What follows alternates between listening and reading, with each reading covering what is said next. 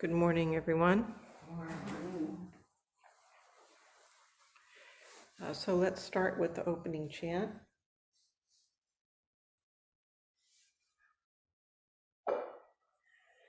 An unsurpassed, penetrating, and perfect Dharma is rarely met with, even in 100,000 million kalpas. Having it to see and listen to remember and accept, I vow to taste the truth of the Tathagata's words. Good morning again.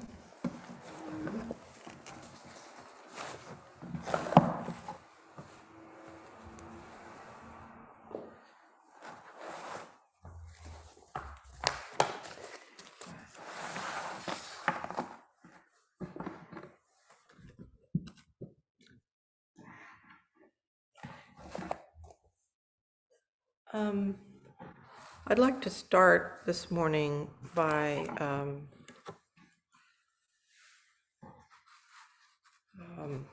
speaking a little bit about Thich Nhat Hanh, the Venerable Thich Nhat Hanh. As I think all of you know, he passed from this particular life yesterday, and he was a venerable teacher, powerful teacher.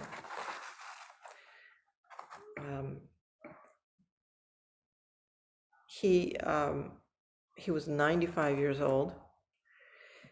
He suffered a severe brain hemorrhage in 2014, and that left him unable to speak. But his health increased with the love and support of his students and good medical care, and he was able to communicate with gestures. He was, as many of you know, a truly profound example of the Buddha Dharma, and a poet and a peace activist. He was exiled from Vietnam after opposing the war in the 1960s, and he was unpopular with both the North and the South. So there wasn't any place for him to be because he opposed the war, period. And then he started calling a kind of active engagement, engaged Buddhism. So it became a very popular term.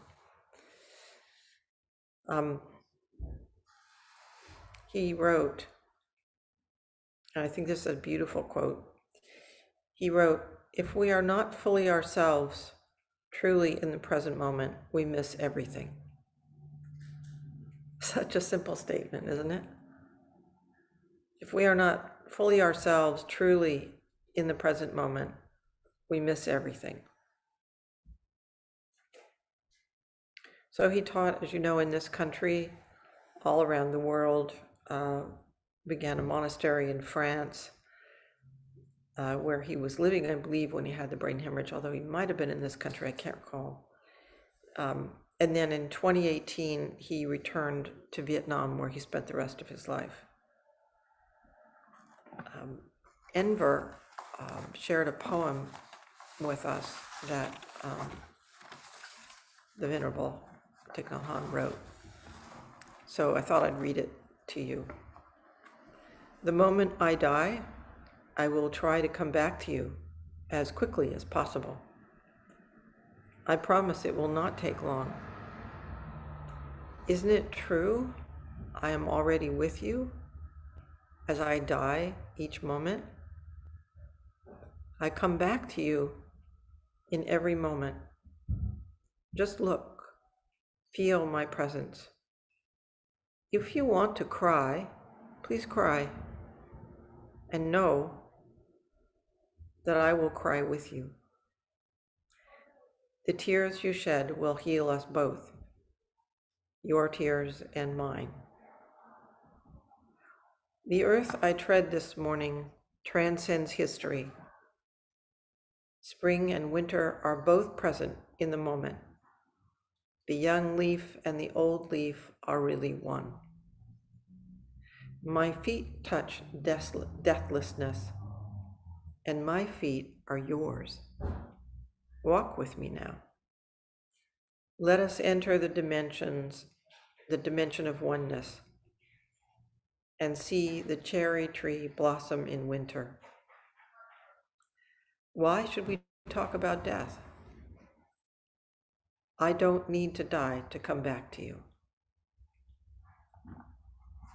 So we, this morning when we started the half-day sitting we're doing today, we dedicated this, our practice today to the Venerable Nhat Hanh. And so let's honor him by remembering his words and his example. Another great teacher we've been studying some. Her name is Aoyama Roshi. And we've been studying a short selection from her work, Zen Seeds. And in this study, we've kind of encountered many important questions and aspects of our practice. And as a part of the class, a part of the discussion, I asked people in the class to respond to 3 questions. Who do you think you are? Who do you experience yourself to be? And what do you base that on? So, who do you think you are? Who do you experience yourself to be? And what do you base that on? So, for those of you that haven't been participating in this class, I encourage you to consider these questions, take some time to reflect on them. Aoyama Roshi says in her writing, and by the way, her books, not this version, but another version, was on sale at Shambhala, so I bought 10 of them, and if you want one, they're at the Zendo. This is just a small snippet. Whenever I am so arrogant as to think that I have the power to give myself life, I think of this poem by a 5-year-old child. The moment I say, "Tongue, speak," my tongue has moved. When I told my tongue to speak, what moved it?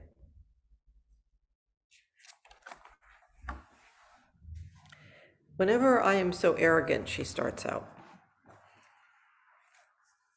I know some people do not like the word arrogant. That came up in the class. So we don't like it. We don't want to apply it to ourselves.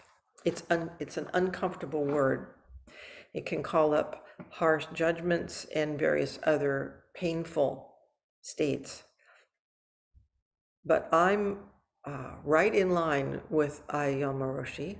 I think it's a very good word. It's a very accurate word, especially when applied to us. It points us toward a distorted perspective of our life. One in which we're so very sure that we know what's going on, that we know who we are. It could be a crummy, worthless nothing of a person, or the best thing since sliced bread. Both or many. Both crummy and best are based on a false view that we know, we define, we are the power at the center of the universe. That is arrogance, and it gets us into a lot of trouble. Not good trouble. This arrogance is also the belief that we can define what everyone and everything else is. Mostly that definition is based on its relationship to us, and what it does for us, right? that this cup has value because I can drink out of it. That's only relating to me. But the cup is also the center of the universe. The cup is itself. It's like telling me something. Telling me something. What makes me think that I can define this cup? I can thank it. I can use it with its permission, but I don't define it. The undoing of this arrogance is being curious, being open, and settling into an openness to oneself and others. This is real confidence. It's a confidence that leads to connection, an inner sense of authority that is not rigid or inflexible. I could talk a lot about this kind of authority. It's basically the authority of your own life. That's what you've got to give. That's it. You have authority. You speak from your own perspective, but it's just a perspective and it's going to change. We hope.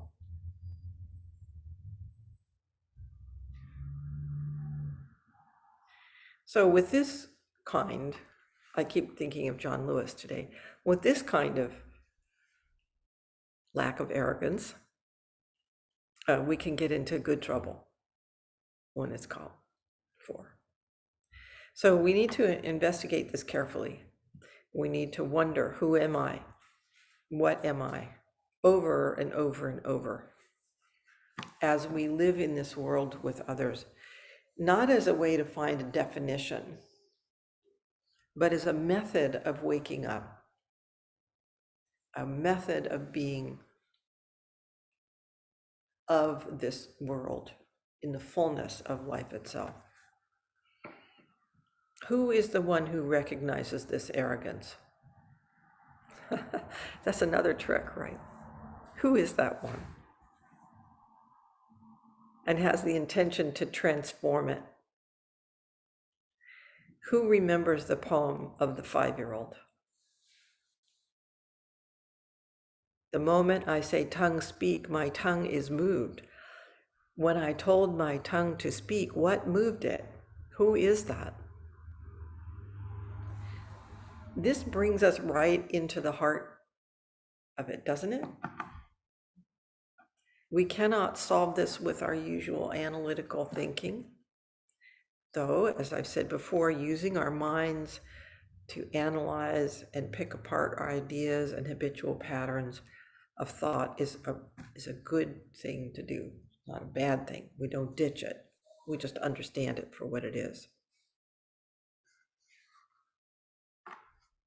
Another question is, why should we care? Why even think about any of this? Is it enough just to speak? In some ways, yes. But if we inquire, if we become intimate with life in a way that breaks up our usual ideas and our arrogance, it opens a door to intimacy with life itself. A life that is liberative, wholesome, kind, transforming. Dogen Zenji taught us to learn the backward step and turn the light inward and illuminate the self. To turn the light inward in Japanese is eko hensho. It's a basis for practice, not just in Zazen, but in all aspects of our life. For Zazen in Soto Zen practice is all aspects of our life. We don't separate it. So I'm going to talk a little bit more about the backward step and turning the light inward. It's a practice of attending to your own awareness, paying attention to the many dimensions of our experience. So today and I've done this before, we can group this roughly into three aspects. Number one is we see the content of our thoughts and also our emotions, by the way. It can be very helpful to learn our habitual tendencies. Joko Beck, wonderful teacher, I recommended that when we start practicing Zazen, we should spend a year or so getting to know the content of our thoughts. This is a little different than what we usually teach. I think it's a very good idea to get to know the content of our thoughts and our emotions, not clinging to them, not inquiring into the roots in our personal history, simply noting that we have a tendency to grumble or to think about the future or nurture a grievance or a need to create a happy response to everything, or fantasize about what we will have for dinner, or sink into grief and sadness. What's the content or the tendencies? When we do this, we get to know our habits of thought and emotions. This is important because they are our companions. They color our moment-to-moment experience and impact our day-to-day lives. In a sense, the content of our thoughts and emotions creates what we see, what we think is possible, what we think is real. So there's nothing in opposition to our practice to spend some time to get to know what is that content.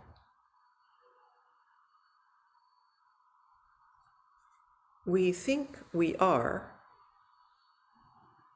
what we think and feel, and therefore our identity becomes bound up with the contents of our thoughts and the nature of our emotions. This is constricting and leads us to truncate what we think we are or could be. So there's a quote that summarizes this neatly. I think I mentioned it the last time I gave a talk. And I spent some time, I think it's from Yogi Berra, but I spent some time looking it up and I couldn't find a citation, which as a scholar bugs me when I can't cite someone. But anyway, this is how it goes. And if any of you know where this came from, please let me know. So this is the quote. You say you are what you aren't, and you will be even if you ain't. Okay? This is a great Dharma teaching. You say you are what you aren't, and you will be even if you ain't. This is the power of thought and presuppositions. So you say you are what you aren't. You tell yourself and others what you think you are. You create mental, emotional, habitual patterns in your mind, in your heart, and they're like gullies on a hillside that channel the rain the same way every time it rains, over and over and over, digging deeper and deeper and deeper. So you say what you are, what you aren't, and you will be. You will perpetuate your delusions. You will act and relate as you think you are. You will be dictated to, colonized, and perpetuate the delusions. You will do that even if you ain't. Who you are is not what you think. It is not defined by the emotions that you have habitually. You are not the gullies. You are the mountain itself and the rain. You are not limited by that, but you don't deny it either. Who you are is not bound by your ideas, nor your habits, nor your presuppositions. Who you are is the interdependent reality of this moment, which of course, as I've said before, includes your deluded notions. So it's not a matter of expunging anything, but of widening and deepening your view, listening for and aligning with a truth that is beyond your notions about it. By the way, this is equanimity, the fourth Brahmivihara, a stance as wide and deep as the ocean, and stable and inclusive. So when we develop a familiarity with our habits, we can say, hello, old friend. We can say, delusion, I see you as delusion in the way Buddha did under the bo tree. We do not need to go to battle with the content of our thoughts or the emotions that we're having at any given time. They simply are habits of the conditioned mind. As we see them, they lose power to propel and define us. And the us we experience ourselves to be expands and deepens. Including emotion in this process is very important. I think we all know that emotion can propel us far more quickly and powerfully than a thought. It is visceral, and sitting with it can be more challenging than sitting with our thoughts. But emotion is a part of the landscape of our lives. It is essential. We don't aim to squash it. In a life of awareness, it can form a basis of connection. We are of the same nature as other humans and other beings. By cultivating this deep, wide, inclusive perspective, we are not hijacked by anything. And a magnanimous mind becomes available to us, becomes us. So the first part is getting to know content. The second aspect that I'm talking about today is seeing the process itself. We see that thoughts and their accompanying emotions come and go, arise and pass away, and that they are like nodes or tangles or collections that are linked together. One example has been a boxcar with trains, or in a train. Yeah. But a tangle, things are complicated. We see that we tend to identify not only with the content of our thoughts and emotions, but also with ourselves as the producer of these thoughts and emotions. Those are mine. I made that. Exploring this aspect, we can begin to see that we create an identity that strings together our thoughts and emotions and skips from one to the next, filling the empty space with the activity of thinking and feeling.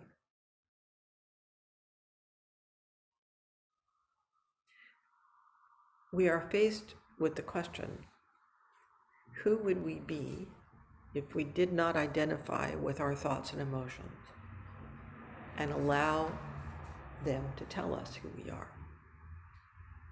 What about silence?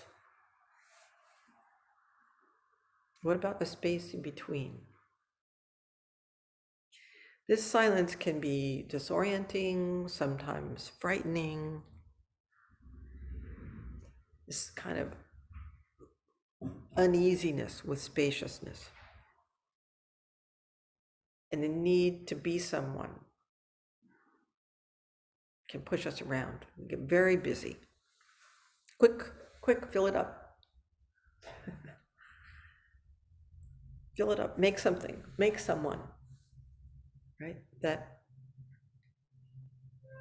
So it's important to become familiar with that space and silence, with lack of definition, being ill-defined, with that place in which categories of subject and object are not appropriate.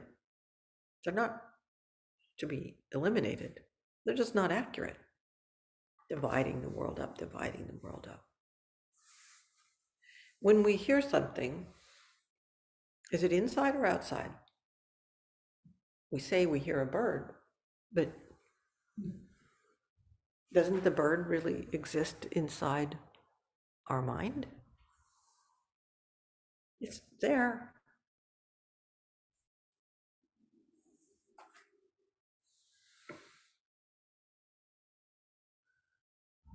Unless it is alive in our minds, it's not real for us. So this leads us to a third aspect that I'm going to talk about today, which is more difficult to speak of in a way. What self does this light illuminate? And how is it the same or different from the light itself? We can say we see the luminosity that lays behind, between, and enfolds our thoughts and emotions. But saying we see it already defines it in terms of subject and object, us and luminosity. So we may simply be silent. However, as Katagiri Roshi said, you have to say something.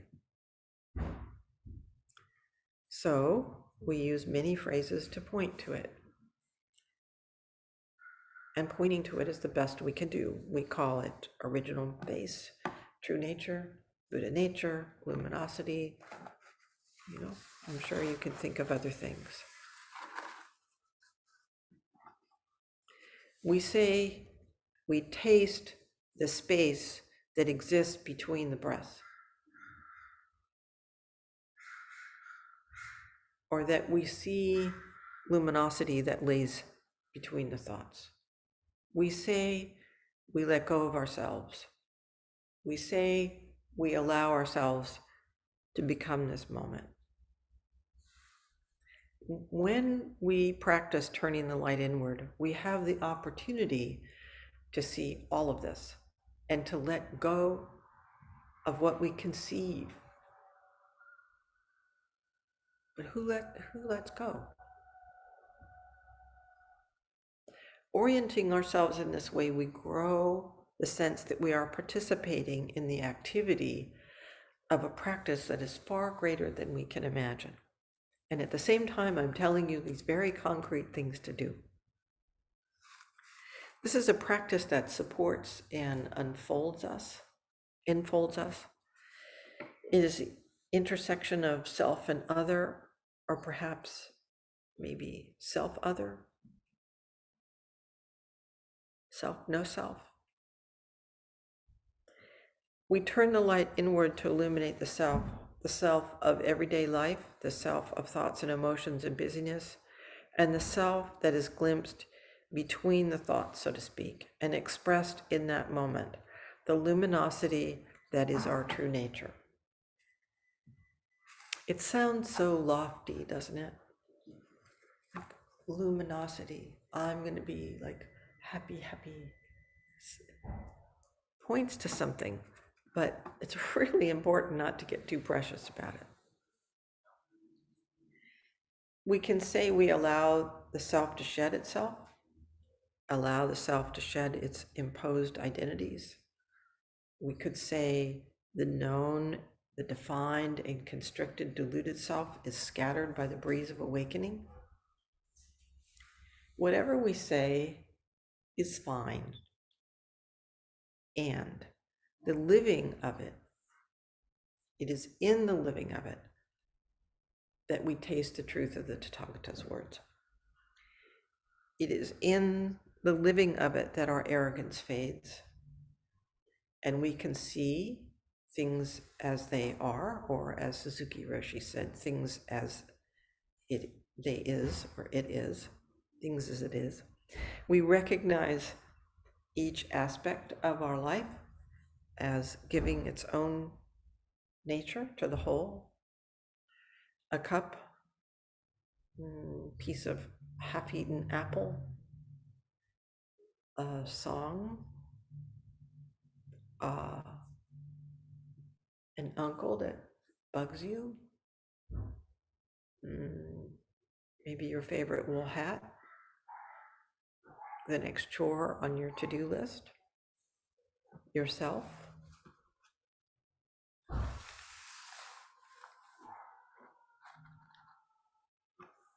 This, to investigate what it means to turn the light inward and illuminate, this luminosity. Getting both very practical about it and entrusting oneself to it, something that is beyond your imagining. It's this dynamic activity that is expressed in Zazen and also in our everyday life.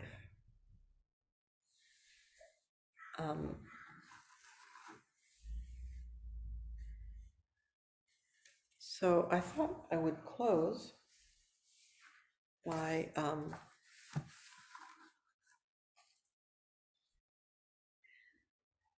reading again this short piece from Ayano Roshi, and then Thich Nhat Hanh's poem, okay?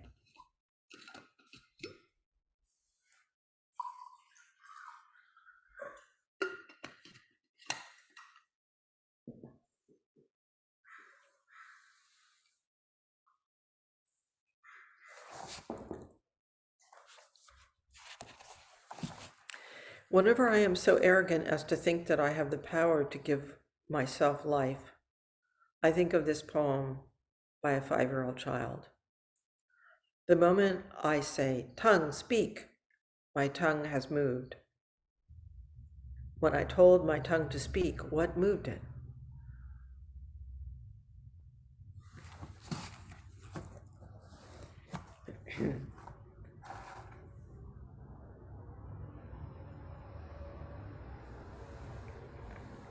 The moment I die, I will try to come back to you as quickly as possible. I promise it will not take long. Isn't it true? I am already with you as I die each moment. I come back to you in every moment. Just look. Feel my presence. If you want to cry, please cry. And know that I will cry with you. The tears you shed will heal us both, your tears and mine. The earth I tread this morning transcends history. Spring and winter are both present in the moment. The young leaf and the old leaf are really one. My feet touch deathlessness, and my feet are yours. Walk with me now. Let us enter the dimension of oneness and see the cherry blossom in winter. Why should we talk about death? I don't need to die to come back to you. Thank you.